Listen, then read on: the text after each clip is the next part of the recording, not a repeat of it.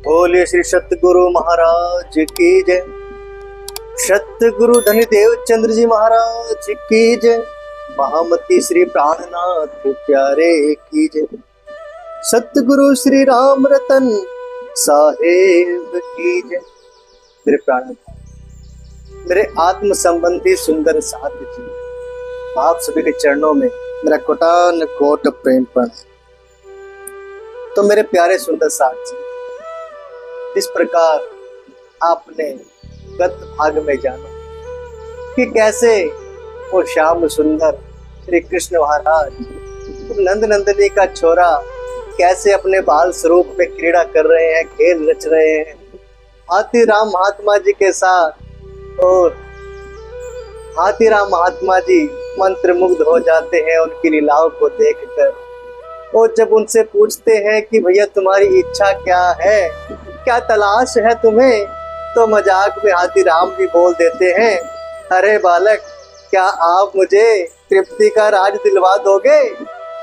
तो वो क्या होता है कि भैया श्री कृष्ण भगवान जो बाल स्वरूप में क्रीड़ा कर रहे हैं, वो भी उनको वह राज दिलाने के लिए आतुर हो जाते हैं। और तृप्ति के राजा के स्वप्न में जाकर कह देते हैं कि भैया तुम्हारे पास सिर्फ 7 दिनों का समय शेष बचा है, अपना सारा राजपाट महात्मा हाथीराम जी को सौंप दो। तो वह जाते हैं और हाथीराम जी से मिलते हैं, उनसे आग्रह करते हैं कि आपका नाम ही हाथीराम है कि आप हाथी बनकर भी दिखला सकते हैं। तो हाथीराम जी कहते हैं, लीद तुम्हें उठानी पड़ेगी अपने स्वयं के हाथों से। तो राजा इस बात के लिए मान जाते हैं। और जब अगली सुबह आते हैं तो देखते हैं क्या हो कि चारों तरफ दूर दूर तक जहां नजर जाती है वहां सिर्फ लीद ही लीद पड़ी है हाथी की। तो यह लीला देखकर आश्चर्यचकित हो जाते हैं राजा भी। तो आगे क्या होता है आइए जानिए। हार हुई अपने वचनों में जीते आप महात्मा जी, चरण ग्रह लज्जित हो उनके शरणागत हुए जाते। तो राजा कहते हैं महात्मा हाथीराम जी से, अरे महात्मा जी, हमारी तो अपने ही वचनों में हार हो गई। हम तो इस प्रकार हार गए कि हमने आपसे चैलेंज तो कर लिया कि भैया आप हमें हाथी बनकर दिखलाइए, हमें इतना यकीन नहीं था कि आप ऐसी लीला हमारे साथ रख सकते हैं। और आज हम आए तो जिधर भी अपनी दृष्टि जाती है केवल और केवल लीद ही नजर आती है। तो हम तो अपने ही वचनों में हार गए। महात्मा जी, आपकी जीत हुई। और उनके चरणों में अपना सर झुकाकर राजा लज्जित होकर उनसे क्षमा याचना करने लगते हैं। और क्या कहते हैं, रज को उठा तभी आश्रम की, राज तिलक कर दिया स्वयं, राजा तृप्ति के तुम अब से नहीं रहे हैं, अब से हम। तो तृप्ति के राजा इतना कठिन फैसला उस समय तुरंत ले लेते हैं और इनकी लीला से अचंभित होकर आश्चर्यचकित होकर तो क्या करते हैं कि भैया कोई साधारण पुरुष नहीं है, अवश्य ही इन पे प्रभु की कुछ ना कुछ विशेष कृपा है जो जिसने ऐसी लीला हमें दिखलाई। यह जो लीला दिखलाई इससे मंत्रमुग्ध हो जाते हैं तृप्ति के राजा। और क्या करते हैं कि तभी वहां पर आश्रम से ही रज उठाकर, अरे वहीं की मिट्टी उठाकर महात्मा हाथीराम जी का तिलक कर देते हैं, राज तिलक कर देते हैं। और उनको स्पष्ट शब्दों में बोल देते हैं कि महात्मा जी, अब से इस राज्य के राजा आप हो, हम इस समय से अब राजा नहीं रहे। वो समस्त वैभव अधिकारी स्वयं सौंपता हूँ मैं आज, स्वामी सभी प्रजा के आज, तृप्ति को समझो अपना राज। कहते हैं सारे वैभव और अधिकारी की समानता को रखते हुए मैं तो सामर्थ्य रखता हूँ, इस सामर्थ्य को रखते हुए मैं अपना सारा राज्य आपको सौंप देता हूँ। और यह मान लीजिए कि मैं स्वयं अपना राज्य आपके हाथों में दे रहा हूँ। आप सभी प्रजा, जितनी भी जनता यहाँ की है, सबके राजा आप ही हैं।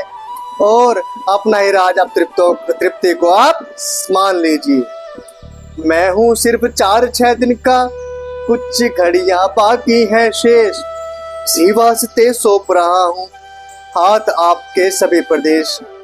कहते हैं कि इस प्रकार श्री कृष्ण भगवान ने स्वप्न में आकर बताया था कि आपके सिर्फ 7 दिन शेष हैं।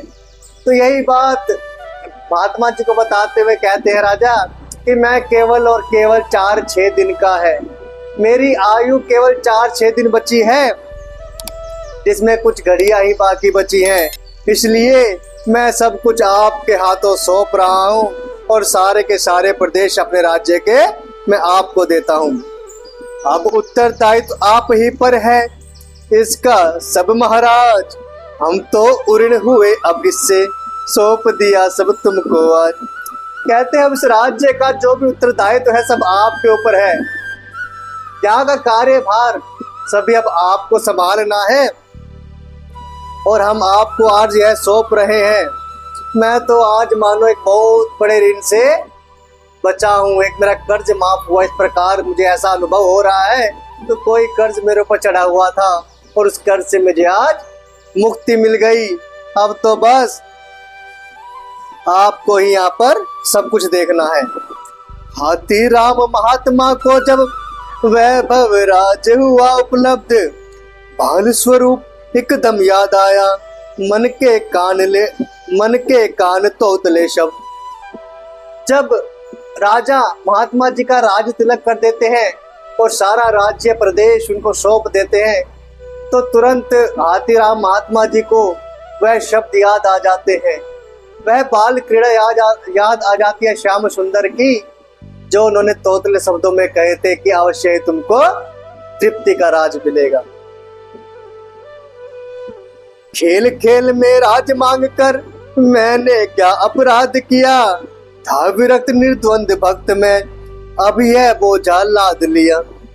अब यहाँ पर हाथीराम जी को पश्चाताप हो रहा है, वह भी पछता रहे हैं, अपने आप को कोस रहे हैं कि अरे हाथीराम तुमने ये कैसा घिनौना पाप कर दिया, खेल खेल में उस बाल रूप से मैंने क्या मांग लिया, तुमने अपने पैर पे मानो खुद ही कुल्हाड़ी मार ली। अरे विरक्त निर्द्वंद भक्त था मैं आपसे, अब तक निर्द्वंद भक्त, मुझे किसी का कोई चिंता नहीं थी, अपना भक्ति में लीन रहता था, मस्त रहता था बालाजी की, परंतु अब इस राज्य का कार्यभार भी अपने ऊपर हमने लाद लिया, यह मानो एक बोझ की तरह है।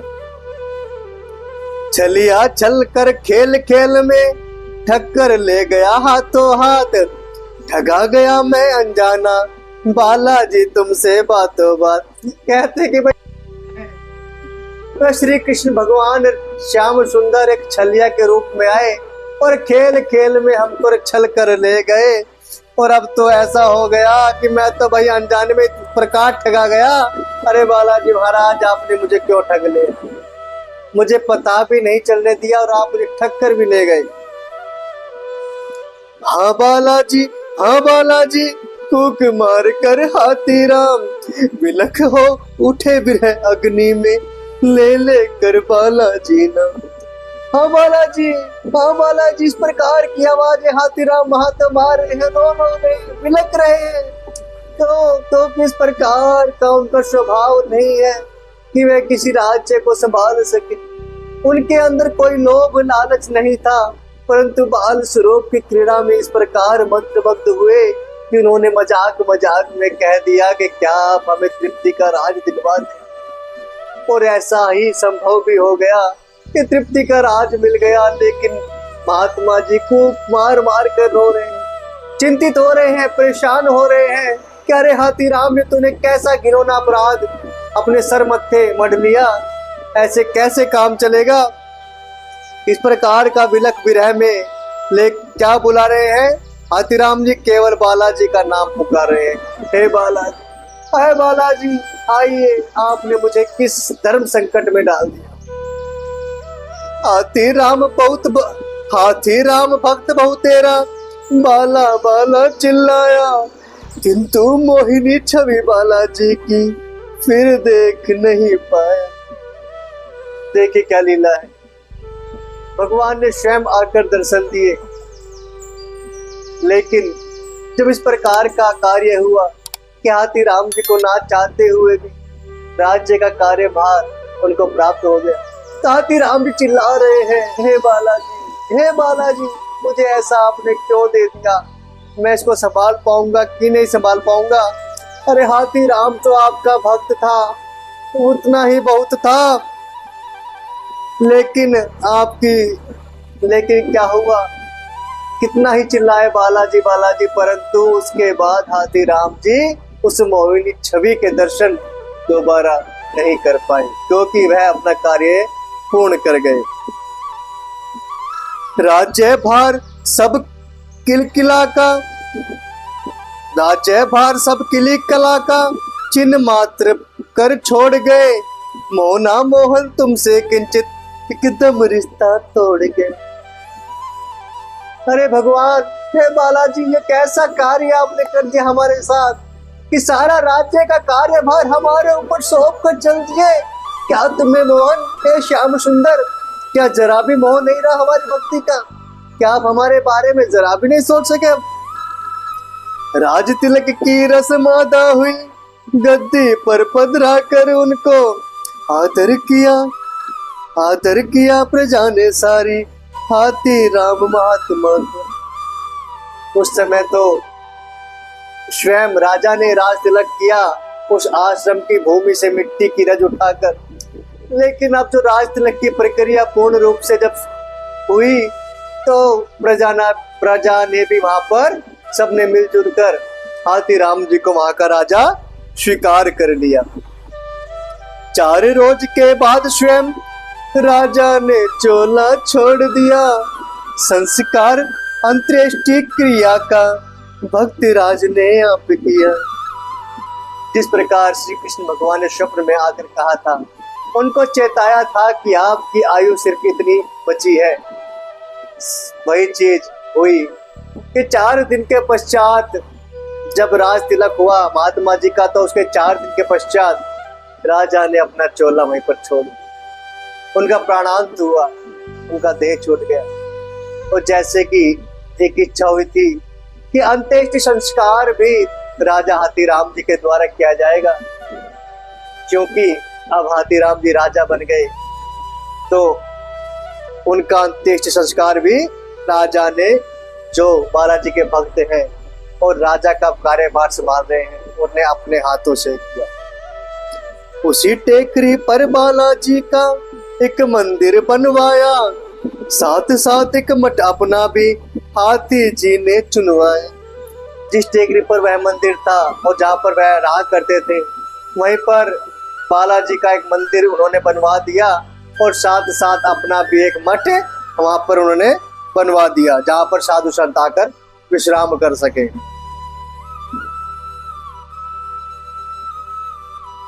बालाजी मान प्रतिष्ठा केवल इस घटना से है, श्रद्धा बड़ी निकट लोगों में बड़ा मर्तबा इनका है। यह जो बालाजी की मान प्रतिष्ठा जब से बनी है, केवल और केवल इसी घटना के कारण है कि किस प्रकार बालाजी ने बाल स्वरूप में आकर क्रीड़ा की, और यह सारा प्रक्रिया वहां पर दोहराई गई। यही कारण है कि आज बालाजी का इतनी मान प्रतिष्ठा है, इतना नाम है, इतना मर्तबा है। लेकिन हम ना घुसे मंदिर में, हृदय हमारा जख्मी था, चोट लगी जो जगन्नाथ में, रहता हरदम जख्म हरा। लेकिन भैया हमारे अंदर यह घटना भी असर नहीं डाल पाई। क्यों? क्योंकि कहते हैं ना कि दूध का जला छाछ भी फूंक कर पीता है। जो घटना हमारे साथ घटित हुई थी जगन्नाथ जी के अंदर, कि हमें बोला गया कि भगवान के दर्शन होंगे साक्षात स्वरूप में, परंतु वहां केवल काठ की मूर्ति थी।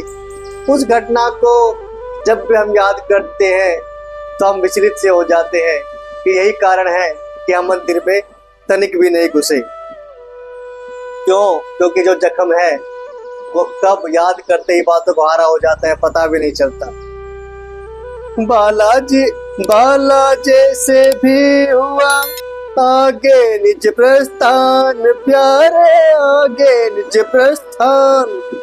सतगुरु की इच्छा केवल फकत उन्हीं का ध्यान, बोलो जी श्री धाम धनी की जय। बोलो जी श्री रतन पिया की जय। कहते हैं कि अब हमने अपना आगे की ओर कदम बढ़ाए, बालाजी से भी हमने प्रस्थान कर लिया और हमारे हृदय के भीतर सिर्फ एक इच्छा, क्या, केवल और केवल सतगुरु की तलाश। सतगुरु, सच्चे सतगुरु की खोज में हम निकल पड़े और केवल उन्हीं का ध्यान करते हुए कि कहाँ पर हमें सच्चे सतगुरु प्राप्त हो, यह सोचते हुए, यह मनन चिंतन करते हुए हम अपनी यात्रा में फिर से पुनः आगे बढ़ने लगे। महालक्ष्मी मंदिर पहुंचे, था वह मंदिर बड़ा विशाल, लंगर जहां खुले रहते थे, पूरे करते सभी सवाल। फिर हम क्या हुआ कि महालक्ष्मी जी के मंदिर में पहुंच गए।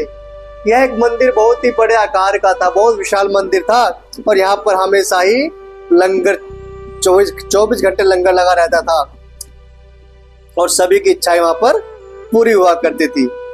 साधु और महात्माओं को सुविधाएं मिलती सारी, दवा गोलियां भी मिलती थी अगर किसी को बीमारी।